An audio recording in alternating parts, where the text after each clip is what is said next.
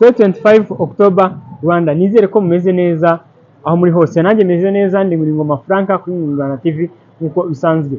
Uyu munsi ngiye gusubiza ikibazo cyabajijwe n'umuntu ngo abanyarwanda bamaze kwizihiza Noheli zingana gute, ese batangiye kwizihiza Noheli ryari, byatangiye ryari, mbega amakuru nk'ayo ngayo. Kandi koko nibyo, ntabwo abantu bazi ngo abanyarwanda batangiye kwizihiza Noheli ryari. Hari umuntu ushaka kuzi ko Noheli wenda kuva na kera u Rwanda rwabaho twizihizaga Noheli, cyangwa abantu bakaba bazi ko wenda bitangiye mu 2000 cyangwa bitewe nyine abantu bafite amakuru atandukanye. Rero umunsi reka tubishyireho akadomo birekiriye abantu bari bafite amakuru angana kuri kino kibazo.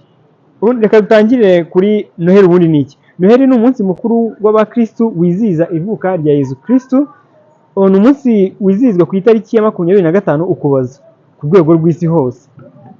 Rero kandi nanone ku rwego rw'isi hose yatangiye kwizihizwa i Roma mu mwaka wa 354 ubwo hariho umupapa witwaga Libera.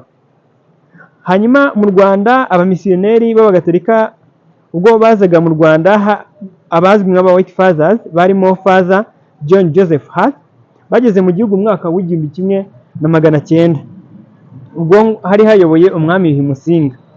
Icyo gihe basabye ubutaka, ngira ngo murabizi, umwami Musinga arabemerera, ariko bahitaga bashinga kiliziya ya mbere y'Isave.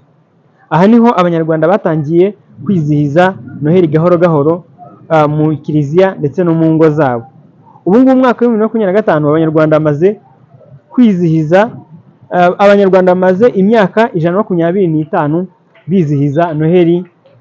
Noheli rero mu Rwanda cyangwa se no ku isi hose ni umunsi wizihizwa mu gusangira n'imiryango, gusabana, kujya gusenga, kuririmba indirimbo za Noheli no kugaragaza ubumwe n'ubwiyunge. Rero ngibyo kibazo cyageraga giti abanyarwanda baze kwizihiza Noheli inshuro zingahe. Abanyarwanda baze imyaka 125 bizihiza Noheli. Ejo bundi ku itariki 25 z'ukwezi kwa 12 bazaba bizihije numva